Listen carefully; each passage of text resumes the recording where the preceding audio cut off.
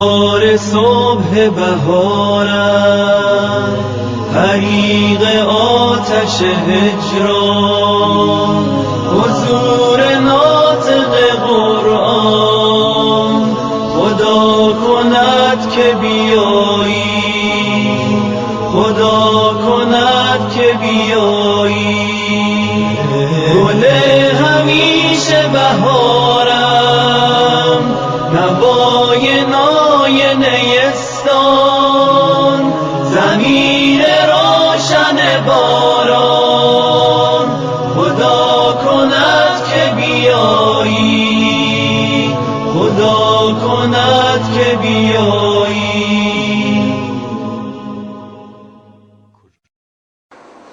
اعوذ باللہ من الشیطان الرجیم بسم اللہ الرحمن الرحیم الحمد للہ رب العالمین والصلاة والسلام علی سیدنا محمد وآلہ الطیبین الطاہرین واللعن الدائم علی اعدائهم اجمعین من الآن الى قیام یوم الدین. قال اللہ تبارک وتعالی فی کتابہ الکریم ان الدین عند اللہ الاسلام وما اختلف الذين أوتوا الكتاب إلا من بعد ما جاءهم العلم بغيا بينهم ومن يكفر بآيات الله فإن الله سريع الحساب. اللہ تعالیٰ کا ارشاد ہے ان الدین عند اللہ الاسلام، بے شک دین حق حقیقی دین اللہ کے نزدیک اسلام ہے. وَمَن يَبْتَغِ غَيْرَ الْإِسْلَامِ دِينًا فَلَن يُقْبَلَ مِنْهُ وَهُوَ فِي الْآخِرَةِ مِنَ الْخَاسِرِينَ. دوسری آیت میں ارشاد فرماتا ہے اگر کوئی اسلام کے سوا دوسرا دین کو طلب کرے اللہ تعالیٰ اس سے قبول نہیں کیا جائے گا، قیامت کے دن وہ گھاٹا والوں میں سے ہے. یہ کچھ آیت کا ترجمہ ہے. آیت شریفہ کا ترجمہ کرنا شرح کرنا میرا مقصد نہیں ہے. جو روزمرہ کے ضروری مسائل بیان کرنا ہے اور ان مسائل کو کسی کے سمجھ میں نہ آئے مومنین مومنات سے جب یہاں سے ان سے نشر ہو جائے گا تو ہم سے فون پہ رابطہ قائم کرے، پوچھے، فوراً اعتراض کرنے کی طرف مت جائے. مسائل کے بارے میں جو جزئیات مسائل ہے وہ سب ہم نہیں بتاتے ہیں. کچھ مہم مسائل جو فقہ کے ہے اور روزمرہ کے ابتلاعات ہے قوم کے، ایسے مسائل ہم بیان کرتے ہیں. یہ ایک آگاہ ہے. ہمارے قوم کے بدنصیبی ہے، ہمارے قوم میں کچھ ایسے چیزیں لوگوں نے علماء نے اپنے علماء نے رکھ دیا، قوم مبتلا ہو گئے کئی چیزوں میں. ان میں سے ایک ہی عقد تحریم ہے. عقد تحریم پڑھنے کی وجہ سے جو لڑکا لڑکی مانگنی کرتے ہیں اس میں عقد تحریم کا رواج کیا. وہ کہیں نہیں ہے، عرب میں، ایران میں، عراق میں، پتہ نہیں ہندوستان پاکستان میں ہے یا نہیں. ہندوستان میں بھی اس ایریا میں کشمیر وغیرہ میں یہ عقد تحریم نہیں ہوتا ہے. پتہ نہیں کس لیے وجہ اس کو رواج کیا. اسی وجہ سے حرام تو نہیں کہنا، شبہے میں مبتلا ہو گیا قوم کے جوان لڑکے لڑکی. سب جانتے ہیں ایک لڑکا لڑکی نے نکاح کیا، عقد مدعا کی مدت باقی ہے، وہ یقیناً باطل ہو گیا. باطل ہو گیا. کبھی 2 بچے ہو گئے، 3 بچے ہو گئے، 1 بچہ ہو گیا. بچے کہاں سے آ گئے؟ یہ بچے نکاح تو نہیں ہے حقیقت میں، اللہ جانے. اس کو شبہہ کہتے ہیں، حرام کے بچے نہیں کہتے ہیں. یہ ایک چیز اس کے بارے میں کچھ ہم نے پہلے سے کہہ دیا.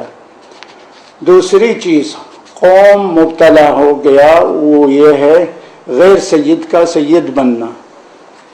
غیر سیدوں کے سید بننا زوروں سے چل رہا ہے اپنے ہندوستان میں. اس ایریے میں دلی، یو پی، لکھنؤ، بمبئی وغیرہ میں چلتا ہے. باقی کہیں ہم نے نہیں دیکھا کوئی ایک شخص بھی غیر سید بنتا ہو.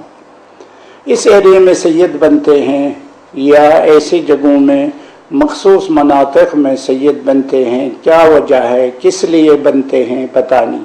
یہ ضروری بات ہے، سب جانتے ہیں کہ سید بن جاتے ہیں، سامنے غیر سید ہے، سید بن گیا۔ اس کے وجہ سے قوم میں کیا ابتلاءات آ گئے؟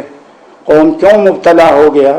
قوم مبتلا ہو گیا اور سید بن کے آ گیا، حق سعادت مانگے۔ یہ بھی مسئلہ شرعی ہے۔ حق سعادت مانگے تو وہ سید دیکھ کر، یا اس نے دعویٰ کیا میں سید ہوں، ٹوپی کرتا پاجامہ پہنے ہیں، بولے سید ہے، اس کو حق سعادت دے دیا۔ تو تحقیق کرنا چاہیے دینے والا مومن، یہ سید ہے، کس طرح ثابت ہو جاتا ہے سید ہونا؟ سید ہونا ثابت ہو جاتا ہے، دو عادل گواہی دے دے، جو عادل جس پہ بھروسہ رکھتے ہیں گواہی دے دے یہ شخص سید ہے، تو اس صورت میں سید ثابت ہے، اس کو اگر حق سعادت دے دیں کافی ہے۔ یا ایک معتبر آدمی جھوٹ بولنے والا نہیں ہے، معتبر آدمی کہے یہ سید ہے، اس صورت میں بھی ثابت ہو جاتا ہے، اس کو حق سعادت دے دے کافی ہے۔ تیسرا طریقہ ثابت ہونا یہ ہے، آبا و اجداد سے مشہور ہے، سب جانتے ہیں، ایک محلے میں ایک سید رہتا تھا، آبا و اجداد سے سید تھا، اس کا باپ سید تھا، دادا سید تھا، پردادا سید تھا، اب یہ بھی سید ہے، سب جانتے ہیں، مشہور ہے، یعنی شیعہ ہے، لوگ مومنین سب جانتے ہیں یہ سید ہے۔ اس طریقے سے معلوم ہو جائے، اس کو بھی حق سعادت دے سکتے ہیں۔ لیکن اس تحقیق کے بغیر اگر کسی کو دے دیا، فوراً کسی نے کہا ہم سید ہے، یا سر پہ کالا امامہ دیکھا تو بولے یہ سید ہے، حق سعادت دے دیا، کافی نہیں ہے، گویا کہ نہ دینے کے برابر ہے، آپ کے ذمے میں حق سعادت واقعی ہے۔ یہ تین طریقے سے اگر ثابت ہے وہ سید ہے، اس کو اگر حق سعادت دے دیا تو وہ سید بن جاتا ہے۔ لیکن اپنی گناہ جو سید نہیں ہے، سید بن گیا، اس کے کیا گناہ ہے؟ داخل نسب، خارج نسب، دونوں ملعون ہے۔ ایک مثلا سید ہے، خود کو غیر سید کہہ دیا، یہ بھی ملعون ہے، روایات میں ہے۔ جو سید نہیں ہے، خود کو سید بنایا، یعنی اولاد کو، اپنے نسل کو قیامت تک جھوٹی نسل بنایا، یہ معمولی چیز نہیں ہے، تو اس لیے وہ بھی ملعون ہے۔ جو سید نہیں ہے، سید بن گیا، وہ بھی ملعون ہے۔ جو سید ہے، خود کو غیر سید بتائے، لوگوں کے سامنے غیر سید نکلے، اسی طرح ظاہر کیا، وہ بھی ملعون ہے۔ تو یہ سب چھوڑ دو، لیکن قوم مبتلا ہو جاتا ہے ایسے مسائل میں، مثلا وہ مسئلہ بے بنیاد مسئلہ جو غیر سید سے شادی نہیں کرنا چاہیے، یا سید کی لڑکی غیر کو نہیں دینا چاہیے، یہ بھی اپنے ہندوستانی مسائل ہیں۔ تو اسی صورت میں بھی اگر کسی کی لڑکی ایک نقلی سید کو دیا تو اس کے عقیدے کے حساب سے یہ نکاح بھی باطل ہو گیا۔ تو بالآخر یہ بھی ایک آگاہ ہے۔ تیسری آگاہ یہ ہے کہ جو مجتہد نہیں ہے، مجتہد بننے کے لیے بھی مرکز میں کچھ قواعد و رابطہ اور قانون ہے، اس معیار کے حساب سے اگر مجتہد ہو جائے اس مجتہد کی تقلید کر سکتے ہیں۔ اگر مرکز قوم یا نجف بھی مرکز ہے، قوم بھی مرکز ہے، نجف میں ہمارے مرجع تقلید شیعیان جہان حضرت آیت اللہ سستانی موجود ہے، آیت اللہ سید سعید حکیم حفظہ اللہ موجود ہے، آیت اللہ شیخ بشیر موجود ہے، آیت اللہ العظمہ شیخ فیاض موجود ہے۔ اگر ایسے علماء بولے یہ آدمی مجتہد ہو گیا، یعنی پہلے والے مجتہدین گواہی دیتے ہیں یہ شخص بھی مجتہد ہے، اس وقت ثابت ہے، ہم لوگ مانتے ہیں یہ مجتہد ہے، اس کو حق ہے فتویٰ دینے کا۔ یا قوم میں بڑے بڑے جو مراجع ہے جن کی تقلید ہو رہی ہے، اگر ان مراجع میں سے کوئی یا ان مراجع میں سے 1 2 4 10 بولے یہ مجتہد ہے، ان کی تقلید ہو سکتی ہے، تو اس صورت میں وہ فتویٰ بھی دے سکتے ہیں اور ان کی تقلید بھی کر سکتے ہیں۔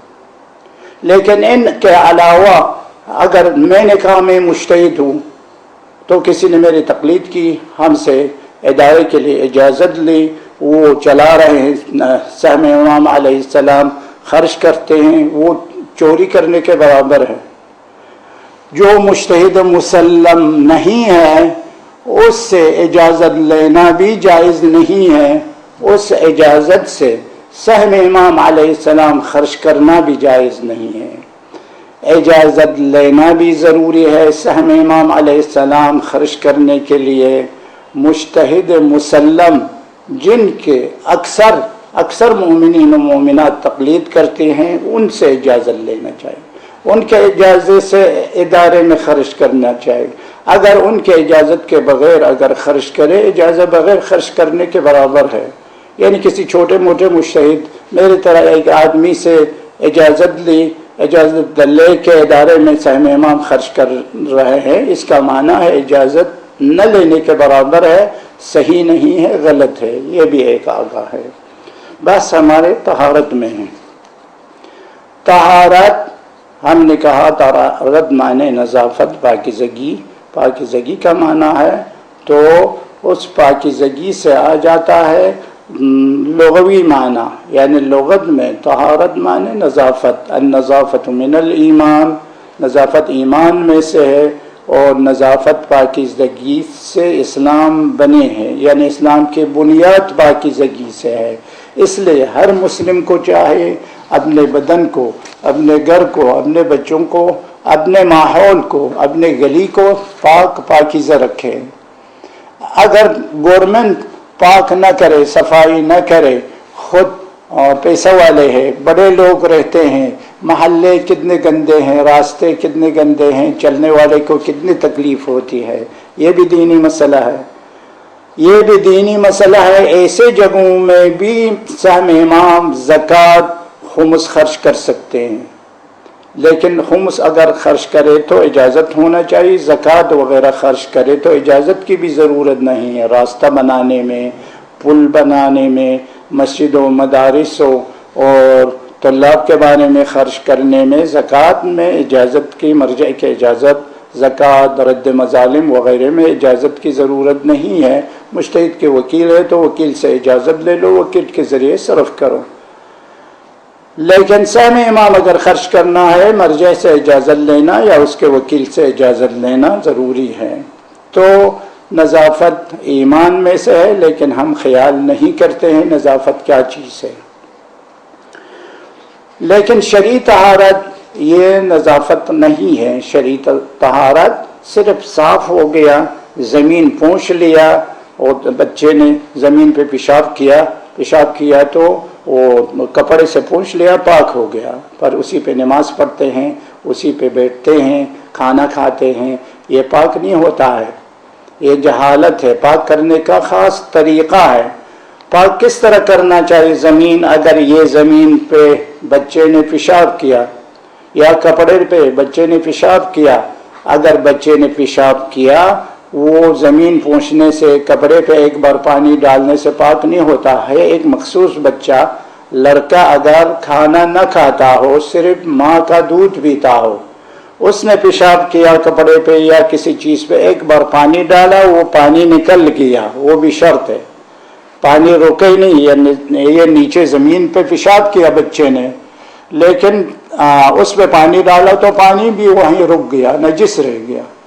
لیکن وہ کھانا نہ کھانے والا بچہ کپڑے پہ پیشاب کیا، باہر جا کے اور چھت کے کنارے جا کے پانی ڈالا، نیچے گٹر میں پانی گر گیا، ایک بار پانی ڈالنے سے پاک ہو جاتا ہے۔ اور یہ زمین پہ بڑے بچے نے پیشاب کیا، مثلا 1 سال 2 سال، کھانا بھی کھاتا ہے، دودھ بھی پیتا ہے ماں کا، ایسے بچے نے پیشاب کیا، کپڑا گیلا کر دیا، پونچھ لیا، پاک ہو گیا۔ غالباً ایسا ہے، پاک کیا تو پونچھ لیا، پاک نہیں ہوتا ہے۔ ایک قلیل پانی ہے، ایک کثیر پانی ہے۔ اگر قلیل پانی ہے، ڈول سے پانی لے کے دھوتے ہیں، یا مثلا ادھر ٹانکی ہے، ٹانکی کور سے کم ہے، کور 377 لیٹر جمع ہو جائے ایک جگہ پہ، صاف پانی، وہ صاف پانی اوصاف ثلاثہ سے اگر خالی ہو، اوصاف ثلاثہ نہ ہو، یعنی رنگ نجاست، بوئی نجاست، ذائقہ نجاست اس پانی میں نہ ہو، 377 لیٹر اگر اس جگہ میں جمع ہو جائے، ٹنکی ہو یا کوئی بھی چیز ہو اس میں جمع ہو جائے، تو اذا بلغ الماء قدر کر لم ينجسه شيء، روایت میں ہے اگر پانی کر کے برابر پہنچے کوئی بھی چیز نجس نہیں کرتا ہے، ما لم يتغیر باوصاف الثلاثہ، یعنی پانی کوئی بھی چیز نجس نہیں کر سکتا ہے، لیکن شرط ہے کوئی بھی چیز نجس نہیں کر سکتا ہے۔ یہ حوض ہے مثلا خوجہ مسجد کے، مغل مسجد کا حوض ہے، اس میں آ کے بچے نے پیشاب کیا، اس میں شاید 100 کر سے زیادہ پانی ہے، بچے نے پیشاب کیا کوئی اثر نہیں پڑتا ہے، اس میں تغیر و تبدیل نہیں ہو جاتا ہے، نجاست کی وہ رنگ ذائقہ نہیں آتا ہے۔ یا ایک قطرہ خون گر گیا، ایک قطرہ خون گر گیا تو اس میں کوئی تبدیلی نہیں آتا ہے، خون کے رنگ میں نہیں ہو جاتا ہے تو پاک ہے، یعنی نہ ہونے کے برابر ہے۔ اس میں آ کے نجس گرا، نیست و نابود ہو گیا پانی میں، یعنی نجاست کا رنگ بھی اس میں نہیں آیا، بو بھی نہیں آئی اور اس کا ذائقہ بھی نہیں ہے، تو ان 3 چیز نہ ہو اس کر کے پانی ملانے سے پاک ہو جاتا ہے۔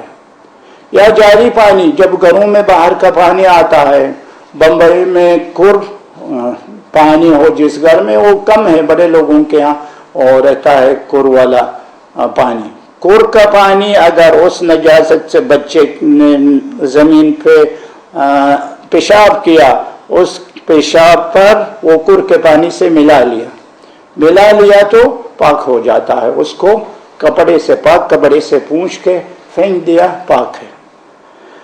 لیکن کور کا پانی نہیں، بالٹین کے پانی سے دھونا چاہتا ہے، بالٹین کے پانی سے دھونا چاہتا ہے، اس پہ پانی ڈالنا چاہیے، پانی بہہ کے نکل جانا چاہیے، اگر بہہ کے نکل جانے کی جگہ ہے وہ زمین پاک ہو جاتا ہے، اگر بہہ کے نکل جانے کی جگہ نہیں ہے وہ زمین پاک نہیں ہوتی ہے، نجس رہتی ہے، اس سے پرہیز کرنا چاہیے، نماز پڑھنے والے اس سے پرہیز کرنا چاہیے۔ اگر اس پہ کھانا گر گیا یا کوئی گیلا ہاتھ اس پہ رکھ دیا، ہاتھ بھی نجس ہو گیا، یا پیر گلی ہے، آج کل بارش کے ایام میں پیر گلی ہے، اس زمین پہ آ گیا، پیر بھی نجس ہو گیا، اس پیر کے ساتھ مسح نہیں کر سکتا، یعنی نماز نہیں پڑھ سکتا ہے، یہ بھی ایک ابتلا ہے۔ تو انسان نجاست کو آسان سمجھ کر اسی طرح پاک کرتے ہیں۔ اگر کر پانی یا بارش کا پانی، آج کل بارش کا پانی گھروں میں تو نہیں آ سکتی ہے بارش، تو اگر آنے کی جگہ ہو، بارش کا پانی آ جائے اس نجاست پہ گرے، اگر چھت پہ بچے نے پیشاب کیا، ابھی بارش آ گئی، بارش کر کا حکم ہے، بارش انسان یہ کپڑا نجس کپڑا پہن کے باہر نکلے، بارش آ کے بھیگ گیا، انسان اگر بھیگ گیا تو پاک ہو گیا۔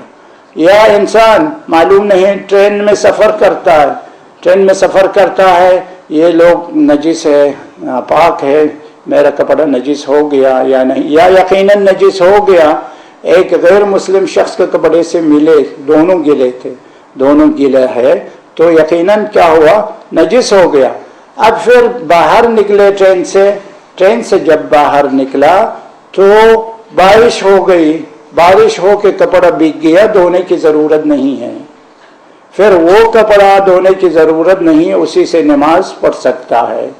تو یہ جاری پانی کا حکم ہے، بارش کا پانی، یا اگر سمندر کا پانی، ندی کا پانی، صاف پانی ہو تو وہ بھی اسی طرح نجاست اس میں ڈال دیں، عین نجاست زائل ہو جائے تو پاک ہو جاتا ہے۔